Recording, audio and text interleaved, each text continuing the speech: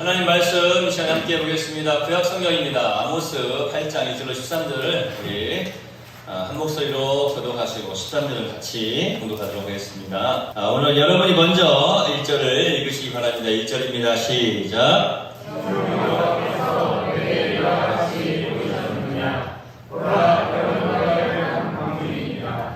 그가 말씀하시되 아모스야 네가 무엇을 보느냐. 내가 이르되 여름 과일 한 방주리이니라 하매 여호와께서 내게 이르시되 내 백성 이스라엘의 끝이 이르렀은즉 내가 다시는 그를 용서하지 아니하리니 그날에 풍성의 노래가 애곡으로 변할 것이며 곳곳에 시가가 많아서 사람이 잠잠히 그 순례들을 내어버리리라. 주 여호와의 말씀이니라. 가난한 자를 삼키며 땅에 힘없는 자를 망하게 하려는 자들아 이 말을 들으라. 너희가 이를 설사의 언제 지나서 우리가 곡식을 팔며 안식일이 언제 지나서 우리가 미를 내게 하고 해발을 작게 하고 세계를 크게 하여 거짓 저울로 속이며 은으로 힘없는 자를 사며 신 한 켤레로 가난한 자를 사며 찌꺼기 밀을 팔자 하는도다. 여호와께서 야곱의 영광을 주고 행하시되 내가 그의 모든 일을 절대로 피하지 아니하리라 하셨나니 이로 말미암아 땅이 떨지 않겠으며 그 가운데 모든 주민이 애통하지 않겠느냐. 온 땅이 강에 넘침같이 솟아오르며 애굽 강같이 뛰놀다가 낮아지리라. 주 여호와의 말씀이라. 그날에 내가 해를 대낮에 지게 하여 백주의 땅을 깡하게 하며 너희 절기를 애통으로 너희 모든 노래를 애곡으로 변하게 하며 모든 사람에게 굵은 배로 허리를 동이게 하며 모든 머리를 대머리가 되게 하며 독자의 죽음으로 말미암아 애통하듯 하게 하며 결국은 공고한 날과 같게 하리라. 주 여호와의 말씀이라. 보라 날이 이를지라. 내가 지금의 땅에 버리리니 양식이 없어 주림이 아니며 물이 없어 바람이 아니요 여호와의 말씀을 듣지 못한 자가라. 우리 12절과 13절 함께 읽겠습니다. 시작. 사람이 이 바다에서 저 바다까지 북쪽에서 동쪽까지 비틀거리며 여호와의 말씀을 구하려고 돌아다녀도 얻지 못하니 그날에 아름다운 처녀와 젊은 남자가 다같이 갈아여 쓰러지리라. 아멘. 우리 옆에 계신 분들 한번 바라보시죠. 말씀 듣고 내받으세요. 오늘 여호와의 말씀을 듣지 못한 기갈 마지막 시간으로 여러분과 함께 오늘 본 말씀을 통해서 은혜 나누고자 합니다. 우리가 앞에서 살펴본 것처럼 이스라엘 백성들이 하나님의 택함받은 선민이었죠. 그래서 그들은 사실 하나님의 놀라운 은혜, 셀 수 없는 그런 복을 받아 누리며 살아가야 되는 그런 백성들이었어요. 그럼에도 불구하고 그들에게 은혜가 또 축복이 내려지는 것이 아니라 지금 저주가 임하고 있더라는 사실이에요. 이제 너희가 망할 것이다 라고 말씀하시지 않았습니까? 멸망. 망한다라고 하는 말이 무슨 말이었습니까? 재구실을 하지 못하는 거예요. 그러니까 멸망은 재구실도 하지 못하고 그냥 사라져버리는 거예요. 그래서 제가 지난 시간에 그런 말씀 드렸잖아요. 저와 여러분이 그리스도인답게 하나님의 사람답게 재구실을 잘합시다. 그게 참 중요해요. 요즘 보면은요, 사람들이 그런 이야기를 하시더라고요. 저도 가만 보니까, 아, 그래. 참 저게 어떤 인생의 연륜에서 나오는 그러한 말이구나. 자기는 보면은 청년들을 볼 때, 제 나이에 맞게 살아가는 모습을 볼 때 가장 기쁘대요. 그 말이 참 맞는 것 같아요. 제 나이에 맞게, 그 나이에 맞게. 그게 무슨 말인가 봤더니 다른 게 아니라, 자기 나이에 맞게 재구실을 하면서 사는 거예요. 우리 하나님께서 우리 성도들을 바라보실 때 가장 기뻐하실 때가 무엇이겠는가 한번 제가 적용을 해봤어요. 이 강단에 서 있는 목회자, 이 설교자에게 하나님께서 가장 바라보실 때 기뻐하실 내용이 무엇일까? 어떤 모습일까? 재구실을 하는 거죠. 우리 장로님 오늘 기도해 주셔서 너무 감사해요. 축복하면서 기도해 주셔서 감사한데요. 맞아요. 하나님 말씀 잘 진도해가지고 잘 전달하는 거. 설교자로서의 재구실을 하는 거죠. 우리 옆에 계신 분 바라봅시다. 하나님의 사람답게 재구실을 합시다. 우리 시장님 옆에 있는 딸한테는 따님답게 재무신하세요. 맞아요. 그냥 아빠답게 재무신하세요. 그러면 안 돼. 자, 우리 이게 굉장히 큰 축복이에요. 놀라운 축복 아닙니까? 근데 이스라엘 백성들은 제 구실을 못한 거예요. 그래서 망한 거예요. 멸망. 이스라엘 백성들이 기회를 지금 놓쳐버린 겁니다. 어떤 기회입니까? 하나님은 더 이상 이스라엘 백성들에게 말씀을 주시지 않겠다라고 선포하셨어요. 그러니까 하나님의 말씀이 임해야 회개도 하게 되고, 하나님의 말씀이 임해야 막 그 말씀을 듣고 감동이 되어야 하나님 잘못했습니다, 깨달아야 하나님 죄송합니다, 이렇게 회개도 하게 되고, 제가 앞으로 하나님 말씀대로 믿음의 삶, 승리의 삶 잘 살아드리겠습니다, 이렇게 하고 또 하나님 기쁘시게 하는 삶을 살아드려야 하나님께서 복을 허락해 주실 거 아니에요? 그런데 말씀이 임하지 않으니까 회개할 수도 없고 무엇인가 깨달아 알 수도 없는 거예요. 지금까지 하나님의 말씀이 계속 그들에게 전달되지 않았습니까? 제가 지난 시간에 말씀드린 것처럼 선지자들을 통하여서 하나님께서 계속해서 하나님의 뜻을 전달하셨어요. 그런데도 불구하고 그들이 그 말씀을 듣지를 못했어요. 듣지를 않았어요. 여러분, 말씀을 들을 수 있는 귀가, 그런 마음이 여러분에 있으시기를 소망합니다. 들을 귀가 있어야 돼요. 이스라엘 백성들은 지금 이제 그런 기회를 놓쳐버린 거예요. 그들이 하나님의 말씀을 듣지 못한 기갈로 고통을 당하게 되는 것입니다.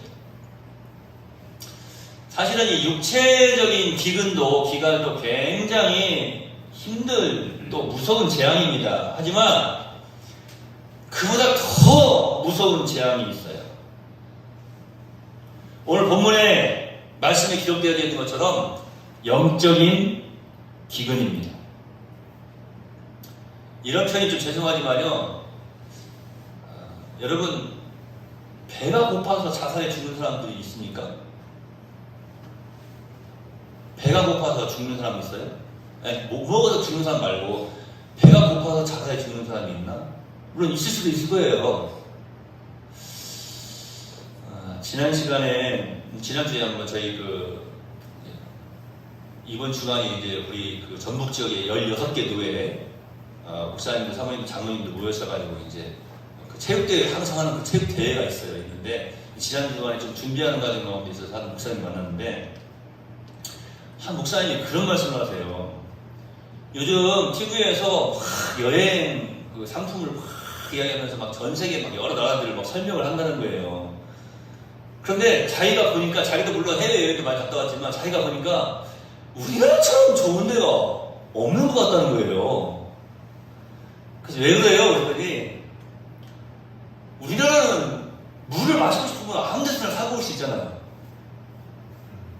여러분 그거 아세요? 저는 저 TV 보니까 북한에 있는 분들이 이렇게 남한으로 오시는 분들 있잖아요. 우리 대한민국으로 오신 분들이 대한민국 가가지고 제일 놀라는 거, 여러 가지가 있지만 제일 놀라는 거 뭔지 아세요? 골목마다 슈퍼마켓이 있다는 거, 편의점이 있다는 거. 그걸 보고 정말 놀랬대요. 왜냐면 편의점마다 들어가 보면 먹을 것이 꽉 차 있대. 그걸 보고 정말 놀랬대요. 처음에는 뭐 이렇게 그분들이 말하는 남한 방송, 서울 방송 보면은 뭐 건물 있고, 이렇게 보면은 그냥 가짜로 이렇게 그 순간에만 이렇게 가게도 이렇게 해놓고 거기다가 음식 넣어놓고 그런 건 줄 알았대요. 그랬더니 그게 아니라 어떤 마트를 가보든지 먹을 게 꽉 차 있다는 거예요. 여러분 혹시 우리 학생들, 친구들 혹시 마트 들어가가지고 먹을 것이 꽉 차 있는 거 보고 놀라신 적 있으세요?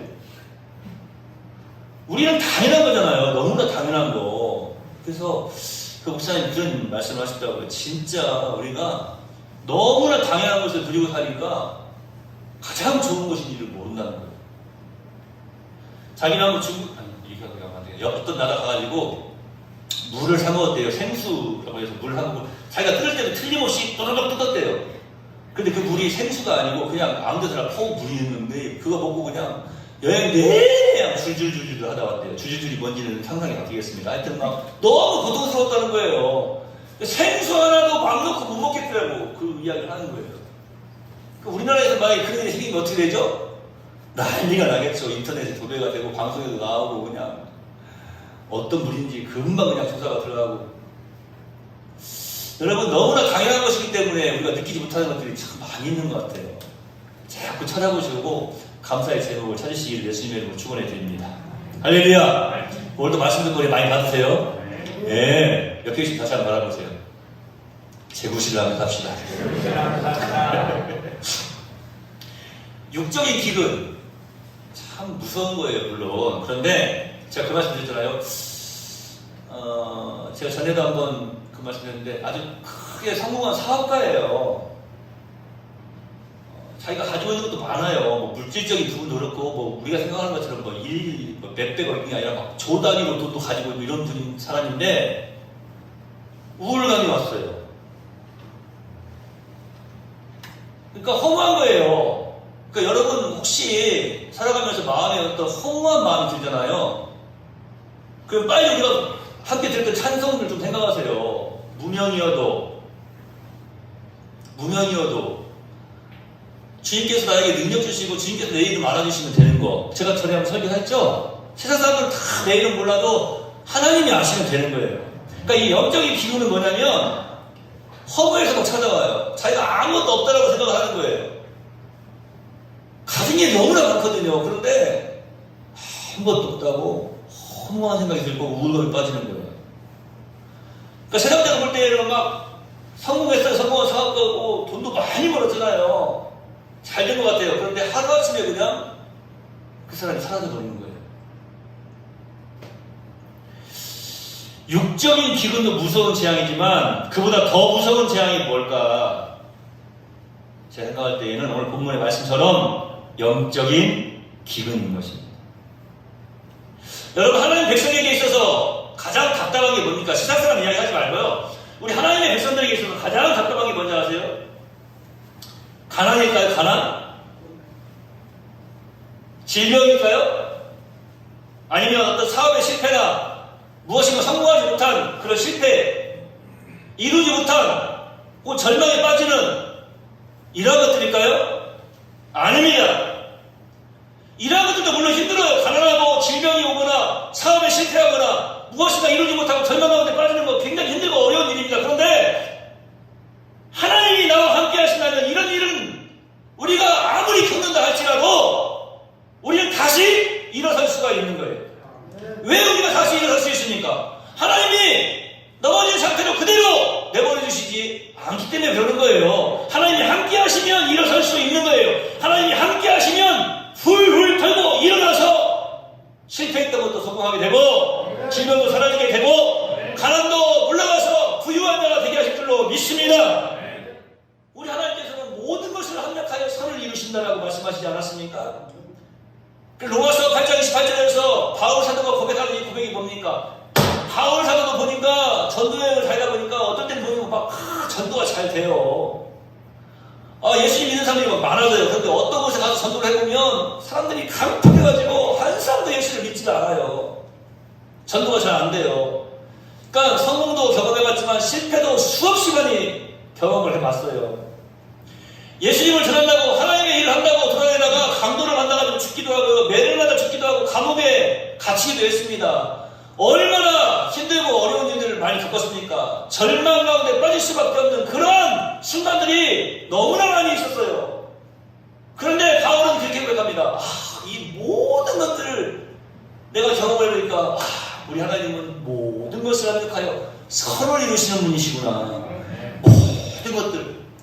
그러니까 감옥에 있으면서도 빌립보서 교인들에게 그 빌립보서 그 기쁨의 편지를 보내지 않습니까? 항상 기뻐하라. 주 안에서 항상 기뻐하라. 내가 다시 말하노니 기뻐하라.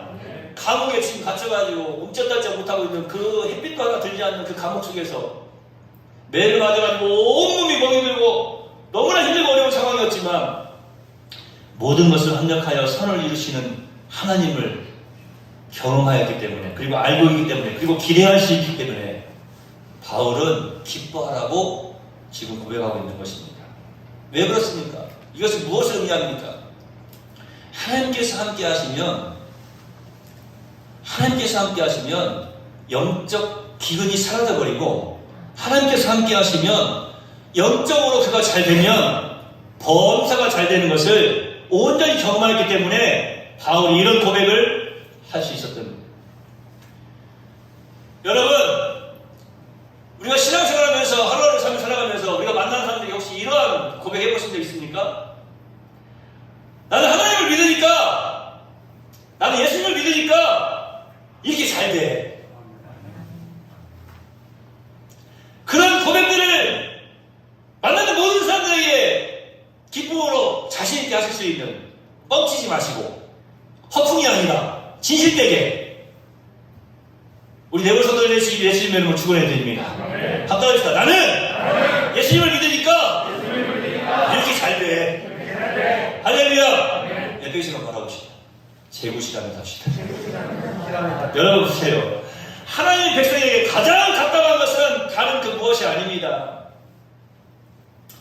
오늘 사실은 제가 이걸 또 하나씩 좀 다 해나가야 되는데, 이제 오늘 마지막 시간 제가 준비를 해서 간단하게 넘어갈게요. 여러분, 기도가 막힌 때, 하나님의 백성에게 있어서 가장 답답한 때, 하나님의 말씀이 없는 때, 하나님의 백성에게 있어서 가장 답답한 때, 성령님의 인도하심이 없을 때,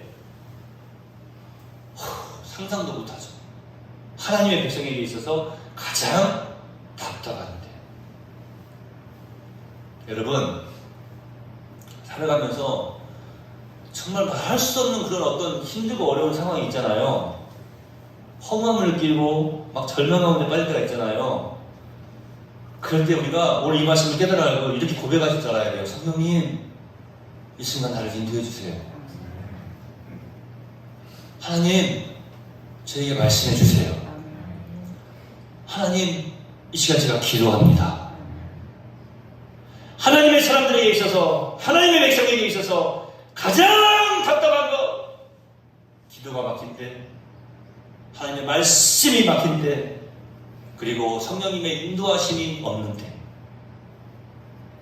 우리의 영의 양식인 하나님의 음성을 듣지 못할 때가 여러분 가장 심각하고 위험한 상태가 아니겠습니까? 오늘 본문 말씀 12절에 보면은 사람이 이 바다에서 저 바다까지, 이건 이해가 돼요. 이쪽 바다에서 저쪽 바다까지. 근데 그 다음에 뭐라고 말씀하고 있냐면 북쪽에서 동쪽까지. 우리 표현으로는 좀 이해가 안 되죠. 우리는 보통 동서남북 이렇게 해야 동해에서 서까지, 저 끝에서 이쪽 끝까지, 또 남에서 뭐 북까지 끝까지, 이쪽 끝에서 저쪽 끝까지 이렇게 표현이 되잖아요. 그런데 북에서 동까지 이런 표현을 써요. 북쪽에서 동쪽까지. 이게 사실 이런 표현들은 좀 이렇게 좀 은유적으로 좀 해석을 해가지고 좀 풀어서 좀 해석을 했으면 좋겠어요. 그게 무슨 말인가 하면 이런 표현이에요. 가장 험한 산지. 자, 이 바다에서 저 바다까지를 이야기했잖아요. 그런데 지금 이스라엘의 땅은 어떤 땅이냐면 이 북쪽에서 동쪽까지라고 한다면 가장 험한 골짜기, 가장 험한 산지, 가장 힘들고 어려운 그런 방향, 그것을 의미하고 있는 거예요. 그러니까 이들이 지금 이 바다에서 저 바다까지, 북쪽에서 동쪽까지 비틀거리고 여호와의 말씀을 구하려고 돌아다녀도 얻지 못한다라고 말씀하고 있어요. 원래는 이 말씀이 어떤 말씀인가 살펴봤더니요, 그들이 여호와의 말씀을 구하려고 비틀거리면서 막 달리면서 달려갑니다. 달려가면서 왕래하래, 돌아다닌다, 이렇게 표현하고 있는데, 여기저기를 그냥 막 너무나 여기저기 돌아다 보니까 너무 힘들어요. 비틀거리면서도 그 말씀을 찾으려고 비틀거리면서 막 여기저기 다니면서 막 달려가는 거예요. 계속해서. 그러니까 여기에 지금 이 비틀거리다, 달리다, 이리저리 다니다, 왕래하다라고 하는 그런 동사가 계속 쓰여지고 있는데, 왜 이들이 이렇게 열심을 내고 있습니까? 이 바다에서 저 바다까지, 그리고 북쪽에서 동쪽까지 여기저기를 사방팔방을 막 돌아다니면서 그들이 찾고자 하는 것이 무엇입니까? 하나님의 말씀이었어요. 여호와의 말씀을 구하려고 돌아다녀도 얻지 못하리니. 우리가 찬송하는 것처럼 이스라엘 백성들이 목마른 사슴 시냇물을 찾아 갈급함같이 내 영혼 주를 찾기에 갈급하나이다, 이런 찬송의 가사처럼 우리가 여호와 하나님의 말씀을 들으려고, 하나님의 말씀을 찾으려고 갈급한 심령으로 미리미리 하나님의 말씀을 찾으려고 찾았다면, 아니 들었다면, 하나님 말씀으로 받아들였다면 얼마나 좋았겠습니까? 여러분, 오늘 살아계신 여호와 하나님, 우리 하나님, 우리 아버지 하나님, 이 하나님의 말씀을 듣고 계십니까? 이스라엘 백성들은요, 때가 늦어버렸어요. 기회가 지나갔습니다. 더 이상 그들에게 하나님의 위로와 희망의 메시지가 전달되지가 않았어요. 오늘 이 본문 말씀에 아모스 선지자의 예언대로 주전 722년에 이스라엘은 아수르라고 하는 나라에 이제 완전히 멸망을 당하게 됩니다. 아수르라고 하는 나라에 의해서 멸망을 당하고, 사실은 이 이스라엘에 있는 남아있는 사람들이 거의 다 포로로 잡혀가요. 포로로 다 끌려가고 남아있는, 그 땅에 남아있는 사람들은, 이런 표현 좀 죄송하지만 그냥 쓸모가 없는, 사람으로서 재구실을 할 수 없는 사람들이었어요. 그리고 사마리아라고 하는 지역은 어떻게 했습니까? 우리가 잘 알고 있는 것처럼 이스라엘 사람들을 다 데리고 가버리고 이제 다른 이방 민족들을, 다른 나라 사람들, 아수르가 정복한 다른 나라의 사람들을 그곳에 데려다가 그곳에 정착하게 만들었어요. 그러니까 예수님 시대에, 신약 시대에 와가지고 이스라엘 사람들, 유대인들이 왜 사마리아 사람들을 이렇게 무시했냐면, 사마리아 사람들은 우리하고 피가 다르다 이거예요. 우리 종족이 아니다 이거예요. 다 이방 사람들이 와가지고 살았던 그런 곳이 사마리아다. 그러니까 사마리아를 이렇게 무시했던 거예요, 사실은. 이 아수르 때. 아수르가 와가지고 다 멸망시키고 사마리아를 그냥 다른 나라, 이방 사람들 가져다가 팍 채워놓은 거예요. 왜요? 이스라엘이라고 하는 나라를 완전히 그냥 멸족시켜버리려고 한 것이죠. 여러분, 왜 이러한 일이 벌어졌습니까? 하나님이 틀림없이 예언자들을 통해서, 선지자들을 통해서 말씀을 전해주셨지만, 그들을 통해서 주어지는 하나님의 말씀을 경멸하고 듣기를 거부했기 때문에 이러한 일이 지금 벌어진 것 아닙니까? 저는 사실은 이 말씀은 제가 여러분들한테 자세히 설명을 안 드리려고 해요. 왜냐하면 그게 오래 남아요, 기억이. 저는 이 구약시대에 보면 제가 이제 신학을 할 때 언약 신학을 하는데, 언약 신학. 그 언약 신학이라고 하는 그런 어떤 과목이 있는데, 거기 보면은 왜 이스라엘 사람들이 이렇게 세상에 잔인한, 이런 정말로 말할 수 없는 끔찍한 이런 일을 왜 당하게 될까? 그걸 한번 살펴봤더니, 그 당시에 서로 계약을 맺는, 언약을 맺어놓은 게 있어요. 한마디로 계약을 맺는 거예요. 내가 너희 나라를 지켜줄게. 그래서 너희 나라는 우리한테 어떻게 뭐 조공을 바친다 그러잖아요. 뭐 어떻게 뭐 사람도 몇 명 보내주고, 뭐 쌀도 얼마큼 보내주고, 금덩어리도 얼마큼 보내주고, 하여튼 뭐 이런 계약을 맺은 거예요. 만약에 우리가 너희를 이렇게 보호해주고 지켜주는데 너희가 이렇게 보내주지 않고 약속한 것을 어기면 우리가 너희한테 가서 이렇게 내가 벌을 줄 거야. 이렇게 약속해주는 거예요. 근데 그 약속 중에 하나가 어떤 약속이 있었냐면, 네가 보는 앞에서 네 자녀를 들어서 땅바닥에 메어치고, 무슨 말이에요? 자녀가 그냥 내동댕이 쳐가지고 죽임을 당하는 모습을 보고, 그것을 보는 순간 내가 너의 두 눈을 뽑겠다.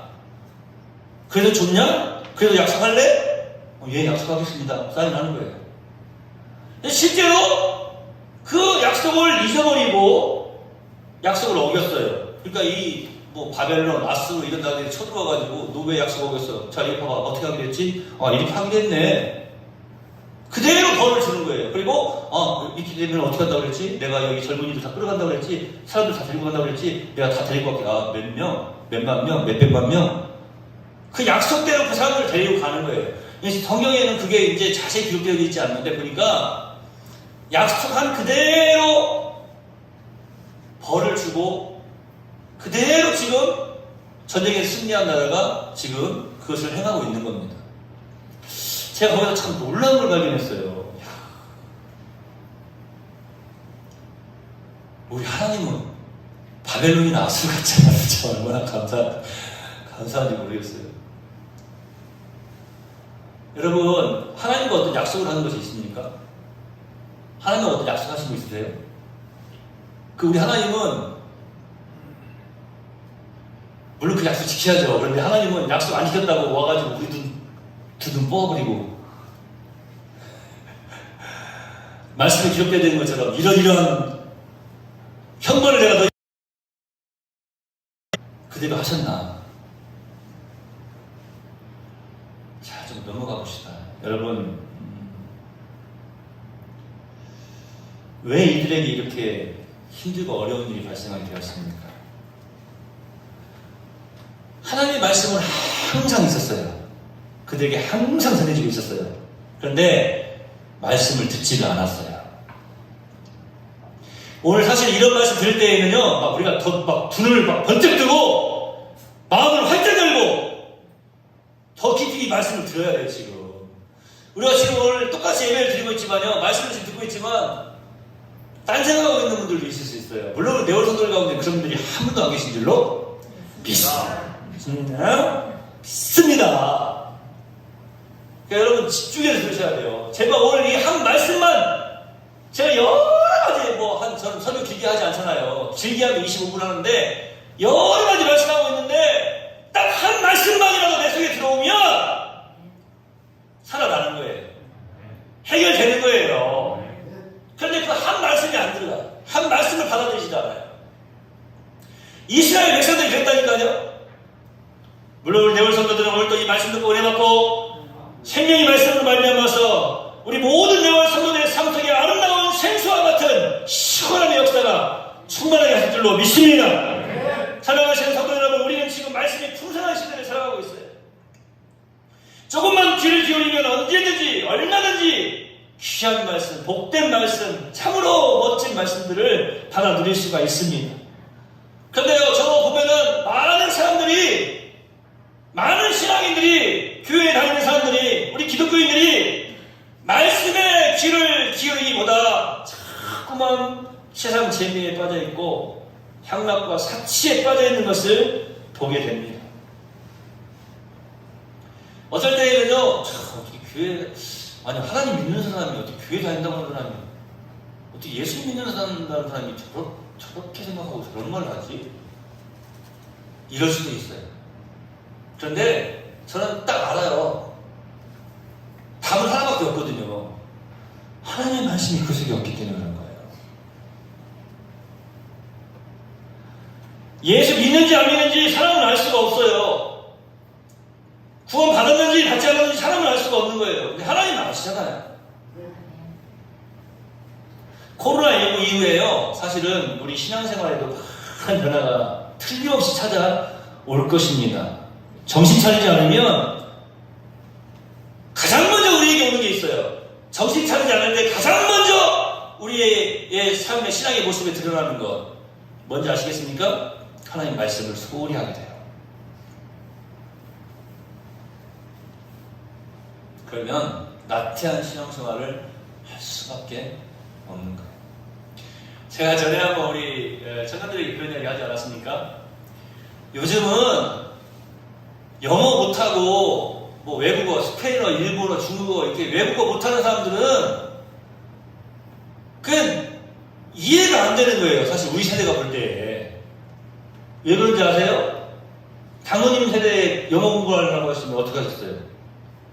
영어 사전 큰거 이만한 거, 희한하게 이만한 거, 아니면 동화 프라임 사전 막 이만한 거 옆에다 놓고 막 하다 모르다 나오면 막 그거 다 찾아가, 또 스펠링 찾아가지고 찾아보고 무슨 뜻이구나 하면 또 줄 굳어놓고 그 형광펜으로 이렇게 해놓잖아요. 왜요? 내가 저번에 찾아본다는구나 알려고.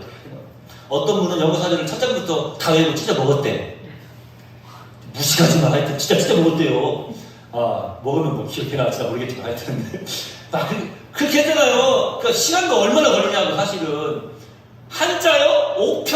옥편이 뭔지 알아요? 기주야, 옥편이 뭔지 아니? 한자. 안 해? 야, 기독자다.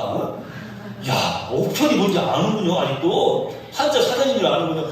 그거 부수도 마찬가지로 찾아보려고 해봐. 먼저 한자를 씌워야 돼. 하나, 둘, 그거 세고 페이지 찾고 우리 유도인사 눈 깜빡깜빡하네. 아이고 끔찍해. 그랬다고요. 근데 지금은요. 야, 영어 단 하나만 치면은 스마트폰에서 발음까지 다 해줘. 뜻도 다 알려줘. 심지어는 서로 대화까지 다 하면서 공부하기 쉽게 만들어줘. 영어로 말하면 밑에 한글 자막으로 탁 표시를 해줘. 영화에서도. 얼마나 좋냐고. 그런데 안 해. 왜 안 해요? 관심이 없으니까 거기에. 점점 나태해져요. 귀찮은 거예요. 너무 많으니까 제가 경험을 했어요. 처음에 그 MP3라고 나왔어요. 이야, 이게 나오니까 다니면서 막 들을 수가 있어. 너무 좋더라고요, 세상에. 근데 그거 비싸기도 했지만 너무 좋았는데 그 용량이 한계가 있어. 요즘은 한계가 있어요. 스마트폰 딱 해가지고 딱 이어폰 꽂잖아요. 세상 모든 나라의 말을 다 들을 수 있고 모든 정보를 다 얻을 수 있어요. 말씀도요, 설교도요, 얼마든지 예배에도 참여할 수가 있어요. 제가 우리 집사님 그 사업장에 가가지고 그런 이야기 했죠. 하루에 적어도 시간을 정해놓고 이 시간만큼은 이곳에서 하나님 말씀이 흘러나오도록, 찬송이 흘러나오도록. 멋지지 않습니까? 이 코로나 이후 정말 우리가 정신 차리지 않으면 가장 먼저 우리에게 나타나는 현상이 뭐냐면 말씀을 소홀히 하는, 나태한 신앙생활을 할 수밖에 없다. 한 장로님이 이런 고백을 했습니다. 이번에 코로나 때 이제 코로나19 확진이 되셔가지고 그때는 뭐 막 2주, 3주 막 집에 있었잖아요. 계속해서 확진 자가격리 끝난 다음에도 예배를 드리는데 첫 주에는 예배를 못 드리니까 영상 예배를 드렸대요. 영상 예배를 드리는데 자, 실제 고백입니다. 실제 양복을 다 입으시고 평소에 예배 드리러 갈 때 입으셨던 옷을 다 입으시고 머리 손질을 다 하시고 가족들이 다 함께 TV 앞에 이제 연결해가지고 TV 앞에 서서 예배를 드렸대요. 서서 앉지도 못하고. 그 다음 주에는 여전히 앉았대요. 소파에. 3주째는 받으니까 제가 보니까 넌닝을 입고 있더래. 메리아스 입고 있더래.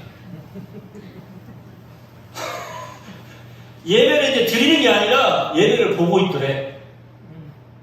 아, 저기 김장과 기도할 때 절처는구나. 아이고, 목사님 실수하셨네? 그 우리 목사님 넥타이 색깔이 뭔지 오늘 내가 그래서 예배 드렸다는 친구도 잘 받았다가 이따 말씀드려야지. 예배를 보고 있더래요. 예배를 드리는 게 아니라. 제가 이건 예를 들어서 한 장로님의 고백을 잠깐 말씀을 드렸는데요. 실제로 우리가 정신 차리지 않으면요 얼마든지 핑계대들이 많아지고요. 얼마든지 하나님 말씀을 소홀히 할 수 있는 그런 상황들이 많이 발생될 수밖에 없다. 하나님께서는 경고하십니다. 주 여호와의 말씀이니라 이렇게 말씀을 시작하세요. 날이 이를지라 내가 기근을 땅에 보내리니 양식이 없어 주림이 아니며 물이 없어 가람이 아니요 여호와의 말씀을 듣지 못한 기갈이라. 이 말씀의 은혜를 받는 분들은요 여기서 딱 벌써 깨달아요. 내가 지금 나의 삶이 혹은 나의 어떤 이 주변의 어떤 환경들이 상황들이 지금 막 무려서 쩍쩍 갈라지는 것 같은 그런 고통 속에 있는가, 갈급함 속에 있는가, 가람이 있는가, 기근 가운데 있는가, 아니면 주림 가운데 있고 너무나 부족함이 많은 그러한 결핍 가운데 있는가, 아니면 지금 내가 보니까 너무나 은혜가 넘치고 풍성하고 아름답고 복된 삶을 살아가고 있는가.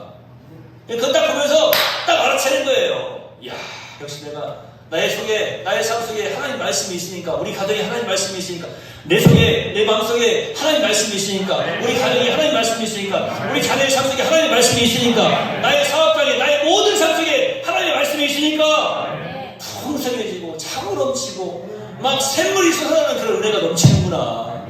할렐루야.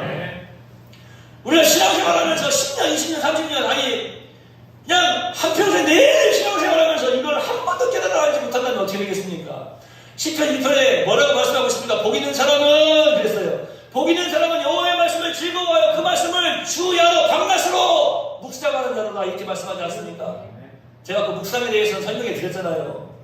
말씀을 빼앗기지 않으려고 그냥 으르렁거리면서 그 말씀을 꼭 쥐고 있는 그런 상태. 여호와의 말씀을 즐거워하는 자는 어떤 삶을 살아갑니까? 저는 시냇가의 심인 나무와 같이 그 뿌리를 하나님의 말씀의 물줄기에 닿게 하여서 든든하게 서 있는 사람이다 이렇게 말씀하고 있습니다. 시절을 쫓아서 과실을 맺고 풍성한 열매를 맺고 아름다운 삶, 행복의 삶을 살아가는 삶이다라고 말씀하고 있지 않습니까? 제가 이것을 뭐라고 말씀드렸습니까? 시절을 쫓아 좋은 열매를 맺는 나무, 만사가 형통하다 그 말이에요. 때에 따라서 열매를 맺는 것, 이게 뭔지 아시겠어요 여러분? 그 나무가 재구실을 하고 있는 거예요. 야, 이게 다른 게 아니에요. 여호와의 말씀을 즐거워하는 사람, 하나님의 말씀을 즐거워하는 사람은 재구실을 할 수가 있다라고 하는 거예요. 만사 형통의 삶은 다른 것이 아닙니다. 이에 반해서 악인은, 즉 복 없는 사람은 그렇지 않다 라고 말씀하고 있어요. 하나님의 말씀의 그 수원에, 그 물줄기에 뿌리를 두지 않고 있기 때문에 시련의 바람이 불어올 때에 왕겨와 같이 그냥 힘 한번 쓰지 못하고 흩날려 갈 수밖에 없다. 큰 바람이 불어오니까 어디로 날아갔는지도 찾아볼 수 없을 정도로 그냥 사라져 버리는 거예요. 자, 보세요. 하나님의 말씀을 듣는 사람, 하나님의 말씀이 있는 사람은 재구실을 하는데 망하지 않고, 하나님의 말씀에 물줄기를 대지 않고 하나님의 말씀이 그 속에 없는 사람은요 재구실을 못하는 거예요. 찾아볼 수가 없어요. 멸망이라고 했잖아요. 재구실을 못하고 퍽 하고 사라져버리는 거예요.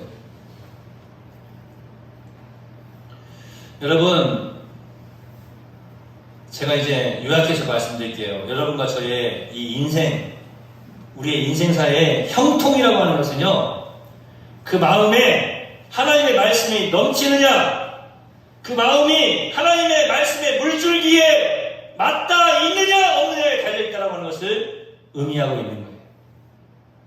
여러분의 마음속에 하나님의 말씀이 있습니까? 하나님의 말씀이 있다면 거기서 계속해서 생명의 물이 전달되어지고 있는 거예요. 빨대를 누가 만들었을까요? 저는 빨대를 볼 때마다 참 흔한 것이지만 빨대를 볼 때마다 참 좋은 거야 이게. 왜 좋은지 아세요? 저한테 있어서 빨대는 바닥에 있는 한 방울까지 다 빨아먹을 수 있어서 좋은 거예요. 예를 들어서 그 빨대가 뭐냐면 그냥 마시다 보면은 목에 사례가 들릴 수도 있고 혹은 이렇게 입 밖으로 넘쳐날 수도 있어요. 빨대라고 하는 것 자체는 뭐냐면 편안하게 먹을 수 있게 하는 거예요. 편안하게 그 안에 있는 내용물을 다 먹을 수 있도록, 편안하게 먹을 수 있도록 하는 거예요. 제가 이 말씀을 듣면서 그걸 느꼈어요. 아, 그렇구나.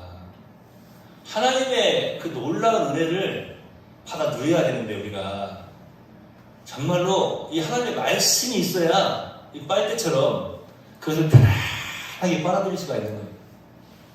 이 빨대의 역할, 편안하게 이 땅에서 하나님 백성으로서 하나님 자녀로서의 삶을 살아드릴 수 있는 그 빨대의 역할. 여러분, 삶의 짐이 무겁게 느껴지신 적이 있으십니까? 혹은 여러분 가정에 어떤 어려움이 잘 풀리지 않습니까? 어떤 일을 했는데 잘 안 돼요? 왜 그런지 아세요? 제가 정답을 말씀드릴게요. 하나님의 말씀의 생수가 말라버렸기 때문에 그런 거예요. 우리 마음 가운데 하나님의 말씀의 물줄기가 흘러가지 않기 때문에 우리의 삶 가운데, 우리의 가정 가운데, 내가 살아가는 모든 순간순간에 하나님의 말씀의 물줄기가 흘러가지 않기 때문에 그런 일이 발생합니다. 저는 한번 상상을 해봤습니다. 말씀에 있는 것처럼 여호와의 말씀에 그 물줄기가 쫙 흘러가는데 거기서 막 처음에 그냥 메마른 땅이었는데 어때요? 거기에 막 푸른 새싹이 막 붙고 우이 막 트고 나무하고 살아다니는 꽃이 피고 열매가 맺어지고 그게 저면 흘러가는 곳마다 생명의 물줄기가 닿는 곳마다 살아나는 역사, 생명의 역사가 막 일어나고 열매 맺는 역사가 일어나고 행복의 열매들이 막 주렁주렁 맺혀지는 하나님의 말씀의 물줄기가 흘러가는 곳마다 흘러가는 곳마다 그런 역사가 막 일어나는 것을 생각해 봤어요. 그런데 그것이 제 생각이 아니에요. 하나님께서 말씀해 주신 거예요. 생수와 같은 하나님의 말씀이 없으면 우리는 단 하루도 살아갈 수 없는 말씀의 존재임을 여러분 고백하시기를 소망합니다. 우리의 고백이 필요해요. 아까 제가 말씀드렸잖아요. 성령님의 인도하심이 없으면 내가 어떻게 살아가? 성령님 이 순간 저를 좀 인도해 주세요 하고 고백하는 것처럼 내가 기도하지 않고 어떻게 살아가? 예수님의 이름으로 믿음으로 기도합니다. 하나님 말씀이 없이 내가 어떻게 살아가? 하나님 말씀을 나에게 허락해 주세요. 우리가 들은 하나님의 말씀들이 하나도 헛되이 떨어지지 아니하고 나의 모든 삶의 자리에서 아름다운 열매를 맺게 하겠다고 여러분 결단하고 또 결단하시길 바랍니다. 이렇게 우리가 하나님의 말씀이 나에게 있어서 가장 소중한 생명의 물질기가 왔다고 하는 것을 고백하는 순간 하나님은 사모하는 자에게 은혜를 베푸시는 하나님이십니다. 우리가 사모하지도 않는데 원하지도 않는데 그냥 무조건 가서 또 먹여주시는 하나님이 아니시다고 하는 거예요. 하나님의 말씀이 우리 안에 풍성하게 넘치고 우리가 그 말씀의 사람으로 살아가려고 결단하는 순간 그 결단의 순간에 우리 하나님은 우리 안에 풍성하게 넘쳐나는 살아있는 생명의 말씀을 채워주시고 또 채워주시는 줄로 믿습니다. 이제 한 줄 남았는데 갑자기 우리 조미진 집사님이 딱 보였어요. 오늘 제가 이 25분 정도 되는 이 시간 동안에 설교를 하는 동안에 몇 마디나 알아들었을까? 다른 건 다 못 알아들어도 금방 이거 하나는 알아들었을 거예요. 조미진. 미진 알아들었죠? 조미진. 제가 좀 대화가 되면 나중에 물어보려고 그래요. 제가 설교를 할 때 제일 듣기 힘든 부분이 어떤 부분입니까? 그럼 조미진 집사님이 뭐라고 대답할 것 같아요? 다 힘들어요. 그럴 수도 있어요. 그래서 제가 오늘 조미진 집사님께서 특별히 한번 따라하세요. 따라해봐요. 소리내서. 하나님 말씀하세요. 네. 하나님 말해요. 내가 아멘 하겠습니다. 아멘. 우리 또 집사님 또 힘내라고 박수 한번 해줍시다. 얼마나 힘들게 사회를 못 알아듣는데 와서 앉아있는 거 정말 힘드실 거예요. 그래서 하나씩 잘 알아듣으시고.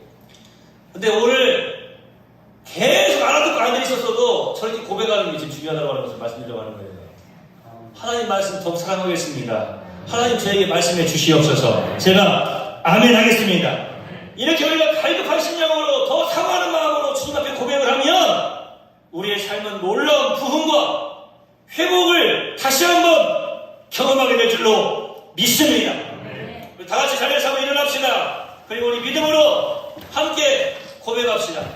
우리 조미진 집사님만 하나님께 말씀해 주세요. 아멘하는 것이 아니라 믿음으로 우리 정말로 사모하는 마음으로 이 시간 다 같이 한번 큰 소리를 외쳐서 주님 앞에 고백을 하고 결단합시다.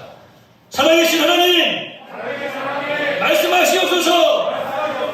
제가 아멘 하겠나이다. 주여, 오늘 이 고백이 여기 있는 모든 제 백성들의 말씀을 사모하며 고백하는 이 고백과 결단이 우리에게 가장 행복이요 가장 복된 것임을 다시 한번 깨달게 하시니 감사합니다. 하나님 말씀 없이는 살 수 없습니다. 우리 인생사에 생명의 말씀의 물줄기가 흘러가면 갈수록 아름답게 싹이 나고 또 자라나고 열매 맺고 아름다운 행복의 꽃이 피게 하실 줄로 믿습니다. 하나님 다시 한번 고백합니다. 기회를 잃어버렸던 이스라엘 백성처럼 망하지 않게 하시고 우리가 하나님 사람답게 재구실을 하면서 참으로 행복자의 삶을 잘 살아드릴 수 있도록 인도하여 주시옵소서. 어리석은 자들이 아니라 언제나 하나님 말씀 붙잡고 승리하는 우리 내월 성도들이 다 되도록 역사하여 주시옵소서. 우리 성도들의 모든 삶 속에 이 생명의 말씀이 적용되어서 다시 회복되어지고 부흥하며 다시 살아나고 다시 왕성케 되는 귀한 역사가 충만케 하여 주시옵소서. 특별히 이 시간에 축복하며 기도하오니 아버지 설교자뿐만 아니라 여기 있는 모든 우리 내월 성도들이 하나님 말씀 가운데에서 재구실을 하며 살아갈 수 있도록 역사하여 주시옵소서. 우리 자녀들에게도 이러한 복을 더하여 주시옵소서. 예수님의 이름으로 거룩하신 남자 앞에 축복하며 기도하옵나이다. 아멘. 존귀하신 우리 주 예수 그리스도의 크신 은혜와 아버지 하나님의 무한하신 사랑하심과 성령님의 교통하시며 감동하시며 복을 주시며 함께 동행하여 주시니 너희 무리와 이제부터 영원토록 함께 있을지어다. 아멘.